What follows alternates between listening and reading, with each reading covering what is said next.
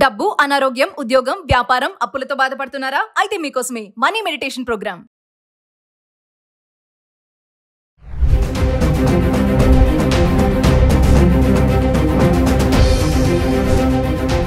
నమస్కారం, నేను మీ అడ్వకేట్ సంగీత. కర్ణాటకలోని గోకర్ణ దగ్గరలో రామతీర్థ హిల్స్ అనే ప్రాంతంలో ఇప్పుడు వర్షాలు ఎక్కువగా పడుతున్న కారణంగా కొండ చర్యలు విరిగి పడుతున్నాయి. అయితే పోలీసులు ఆ దట్టమైన అడవి ప్రాంతం చుట్టూ కొన్ని చిన్న చిన్న గ్రామాలు ఉన్నాయి. వారికి ఏమన్నా ఆపద వాటిల్లుతుందేమో అని నేపథ్యంలో అక్కడ గస్తీకి వెళ్ళారు. గస్తీకి వెళ్ళినప్పుడు అది కూడా చాలా దట్టమైన అడవి అన్నట్టు. అందులోకి వెళ్ళేటప్పుడు కూడా పోలీసులే చాలా కన్ఫ్యూజ్ అవుతారు, చాలా ఇబ్బంది పడుతూ ఉంటారు. అలాంటి ప్లేస్ కి వాళ్ళు వెళ్తున్నప్పుడు అక్కడ ఒక మనుషులు నివసిస్తున్న వినికిడి వినిపించింది. అయితే ఏంటి ఇక్కడ ఎవరో ఉన్నట్టు ఉన్నారని చెప్పేసి పోలీసులు కూడా కొంచెం ముందుకు వెళ్లారు. అంటే ఇక్కడ ఎవరు ఉంటారు ఇంత, అక్కడ కూడా అన్ని పెద్ద పెద్ద పాములు కానివ్వండి, కొంచెం క్రూర మృగాలు కానివ్వండి, ఇలాంటివి ఎక్కువగా నివసించే అవకాశాలు అయితే ఉన్నాయి. అంటే మనం చూసుకుంటే తెలుస్తుంది కదా, అటు సైడ్ గోకర్ణ సైడ్ ఎక్కువగా ఎలిఫెంట్స్ కానివ్వండి అవన్నీ ఉంటాయి. అలాగే పాములు కూడా ఎక్కడి నుంచి వస్తాయి, చాలా విషపూరితమైన పాములు ఉంటాయి.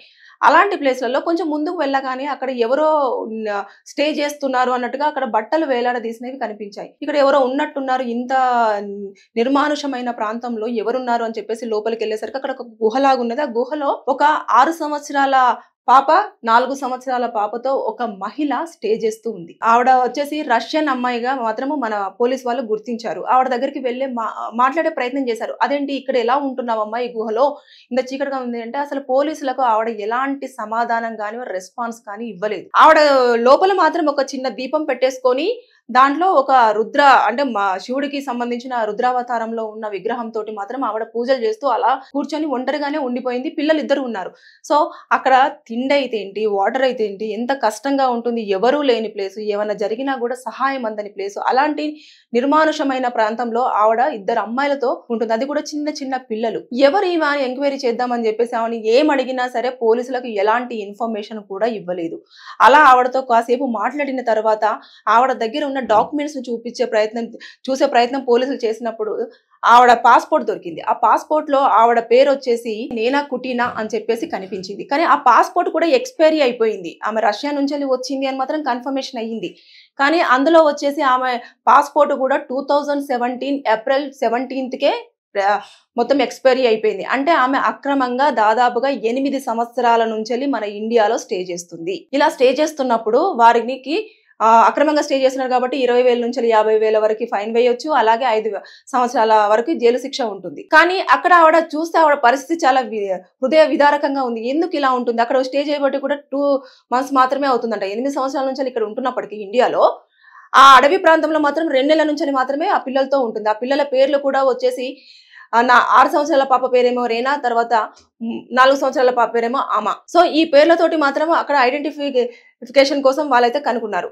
పోలీసులు ఆవిడని అక్కడ నుంచి తరలించే ప్రయత్నం చేస్తే ఆవిడ చాలా సేపటి వరకు అక్కడ నుంచి రాను అని చెప్పేసి అన్న వాదననే ఉంది. కానీ పోలీసులు ఎలాగైనా సరే ఆమె నచ్చ చెప్పేసి అక్కడి నుంచి అయితే బయటకు తీసుకురావడం జరిగింది. కానీ ఇలాంటప్పుడు ఫారెన్ వాళ్ళకైతే ఖచ్చితంగా ఒక స్పెషల్ యాక్ట్ అనేది ఉంటుంది. అది మనకు 1976 నుంచి కూడా అది అప్లికేబుల్ అవుతూనే వస్తుంది. దాంట్లో చూసేసుకుంటే ఆవిడ మతి స్థిమితం ఎలా ఉంది, ఎందుకుంది, ఇప్పుడు 8 సంవత్సరాల నుంచి ఇక్కడ ఉంటున్నప్పుడు చూసుకుంటే ఆ పిల్లల వయసు చూస్తేనేమో ఒకరికేమో 6 సంవత్సరాలు, ఒకరికేమో 4 సంవత్సరాలు. ఇలాంటి టైంలో ఇక్కడికి వచ్చిన తర్వాత ఎవరైనా ఆవిడకి పరిచయమై ప్రెగ్నెంట్ చేసి పిల్లల్ని కన్నారా, లేదంటే అక్కడ లవర్ ఉన్నారా, లేకపోతే హస్బెండ్ ఉన్నారా, ఇలాంటి వివరాలు అయితే వాళ్ళకి ఎక్కడ కూడా దొరకలేదు. సో కాకపోతే ఏంటంటే ఆమె మాత్రం చాలా డివోటీ అయిపోయింది. అంటే చాలా వరకు మన దగ్గర ఉన్న సంప్రదాయాలు కానివ్వండి, దేవుడు మనకి కూడా ఫారినర్స్ ఎక్కువగా మన కల్చర్ కి ఎక్కువ అట్రాక్ట్ అవుతూ ఉంటారు.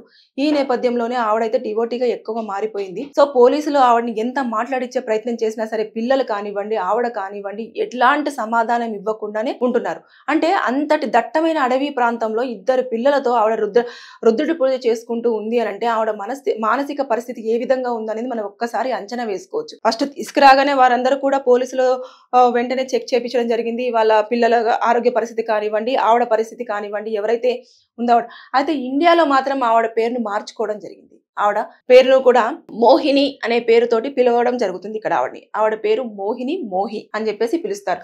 ఇవన్నీ కూడా మనం చూసుకుంటే అన్ని కూడా ఆమె అన్ని 8 years లోపల ఏదో జరిగింది. ఆవిడ వచ్చింది కూడా బిజినెస్ వీసా మీద ఇక్కడికి వచ్చింది. బిజినెస్ వీసా కూడా మనకు 3 నెలలు మాత్రమే వ్యాలిడిటీ ఉంటుంది. కానీ ఆ 3 నెలల వ్యాలిడిటీ కూడా అయిపోయింది కాబట్టి ఆమె తక్షణం బిజినెస్ వీసా మీద వచ్చిన వెంటనే ఆవిడ ఇక్కడ నుంచి ఇండియా నుంచి వెళ్ళిపోవాలి. వెళ్ళిపోకుండా ఇక్కడ ఏం చేసింది, ఎందుకని స్టే చేసింది, ఇవన్నీ కూడా పోలీసులు ఎంక్వైరీ చేశారు.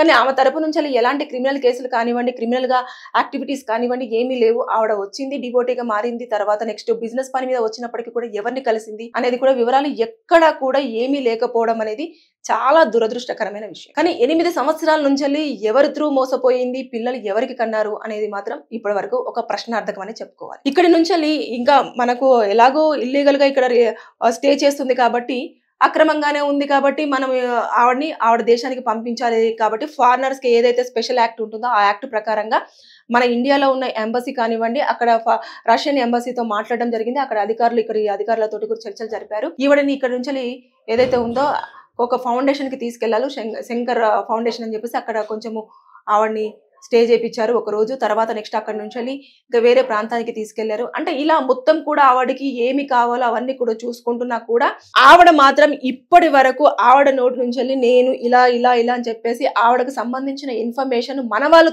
తెలుసుకుంటేనే తెలుస్తుంది. ఆవిడ మాత్రం ఎక్కడా కూడా రివీల్ చేసింది లేదు. సో దీన్ని బట్టి మనకి అర్థమయ్యేది ఏంటంటే, ఆవిడ మాత్రం అంటే ఎవరైతే రష్యన్ అమ్మాయి ఉందో ఆ 2 పిల్లల తల్లి ఆ గుహలో ఇన్ని రోజుల వరకు ఎలా సర్వైవ్ అయ్యింది అనేది ఒక క్వశ్చన్ మార్క్ అయితే, ఆవిడ ఎందుకు వివరాలు చెప్పలేకపోతుంది అనేది అయితే ఒక క్వశ్చన్ మార్క్. కానీ మొత్తానికైతే మన గవర్నమెంట్ లో ఇట్లా తన పాస్పోర్ట్ అయిపోయింది కాబట్టి, ఎక్స్పైరీ అయ్యింది కాబట్టి తన దేశానికి తనను పంపించాలన్న ఆలోచనలోనే ఉంది. ఆ యోచనలోనే ఆలోచించి అదే దిశగా కూడా గవర్నమెంట్ అన్ని చర్యలు తీసుకుంటుంది. వారిని ఇక్కడ నుంచి ఎలాగైనా సరే పిల్లల్ని తల్లిని కూడా క్షేమంగా ఆ కంట్రీకి పంపించేస్తే వారికి అక్కడ ఎవరైతే పేరెంట్స్ ఉంటారో వారందరూ కూడా చూసుకునే అవకాశాలు ఉంటాయి. వారికి సంబంధించిన వాళ్ళు అక్కడ ఎక్కువ కుటుంబీకులు ఉంటారు. ఇక్కడైతే తను లోన్లీగా ఉంటుంది. అంటే ఎవరు లేని నిర్మానుషమైన ప్రాంతానికి వెళ్ళింది అని అంటే ఆవిడ ఎవరితో మనుషులతో మాట్లాడొద్దు, మనుషులతో కలిసి ఉండొద్దు, అసలు జనాలలో నాకు ఇంకా అవసరం లేదు, జనాలతో అవసరం లేదు, మాట్లాడాల్సిన ఇదే లేదు అని చెప్పేసి అని కన్ఫర్మేషన్ అయ్యింది. అదే వేళ వాళ్ళ పిల్లల్ని ఇద్దరిని కూడా పెంచిన ధోరణి చూస్తే అర్థమవుతుంది. అంటే మనుషుల్లోకి రాగానే వాళ్ళు భయంగా కానివ్వండి, భయపడుతూ కానివ్వండి, అసలు మనుషుల్ని చాలా వింతగా చూస్తున్నారు. అంటే పిల్లలకు కూడా అది చిన్నప్పటి నుంచే ఆవిడ నేర్పిస్తూ వస్తుంది. అంటే కేవలము దేవుడి ధ్యానంలోనే బ్రతకాలి, దేవుడితోటే ఉండాలి అన్నది ఆవిడ నేర్చుకుంది. ఆవిడ వేలోనే పిల్లల్ని కూడా అదే వేలో తీసుకురావడానికి ట్రై చేస్తుంది. కానీ మన పోలీసులు అక్కడికి గస్తీకి వెళ్ళకపోతే ఆవిడ ఇంకా ఎన్ని రోజులు ఉండేదో అక్కడ, ఏ పాముకి బలైపోయేదో లేదంటే ఏ జంతువుకి బలైపోయేదో తెలియదు. చిన్న పిల్లలు వారి ఫుడ్ కానివ్వండి, తర్వాత నెక్స్ట్ వాటర్ కానివ్వండి, ఎన్ని అవస్థలు ఎదుర్కొన్నారో అసలు మనం మాటలో చెప్పలేము. 2 నెలలు సర్వైవ్ అయ్యింది ఆ ప్రాంతంలో అంటే నిజంగా అసలు ఆవిడ మానసిక స్థితి కానివ్వండి, అలాగే ఆవిడ ఎక్కడ దెబ్బ పడిందో, తన లైఫ్ ఎందుకు ఇలా తయారు చేసుకుంది అనేది ఆవిడకి మాత్రమే తెలుసు. కానీ ఆవిడ చెప్పడానికి చాలా ఇంట్రెస్ట్ గా లేదు. ఎన్నిసార్లు అడిగినా సరే ఆ మాటను దాటేస్తుంది తప్పించి అసలేం లేదు. మన ఆవిడ దగ్గర ఉన్న డాక్యుమెంట్స్ ఏవైతే మోహిని దగ్గర డాక్యుమెంట్స్ ఉన్నాయో ఆ డాక్యుమెంట్స్ త్రూనే పోలీసులు ప్రతిదీ ఎంక్వైరీ చేసి కనుక్కునేదే తప్పించి ఒక ఇన్ఫర్మేషన్ ఇస్తే ఇంకా మనకు ఎక్కువ స్థాయిలో ఇన్ఫర్మేషన్ వచ్చి వాళ్ళని తొందరగా వారి కంట్రీకి చేర్పించడం జరుగుతుంది. కానీ ఆవిడ దానికి ఇంట్రెస్ట్ అస్సలు చూపించట్లేదు. కాబట్టి ఎలాగైనా సరే ఆవిడ క్షేమంగా, ఎవరైతే మోహిని లేదా నేనా కుటిన్ ఉందో తను ఖచ్చితంగా క్షేమంగా పిల్లలతో పాటు వాళ్ళ కంట్రీకి వెళ్ళి హ్యాపీగా ఉండాలని చెప్పేసి మనమైతే ఈ వీడియోతో చాలా మనస్ఫూర్తిగా కోరుకుందాం. Thank you.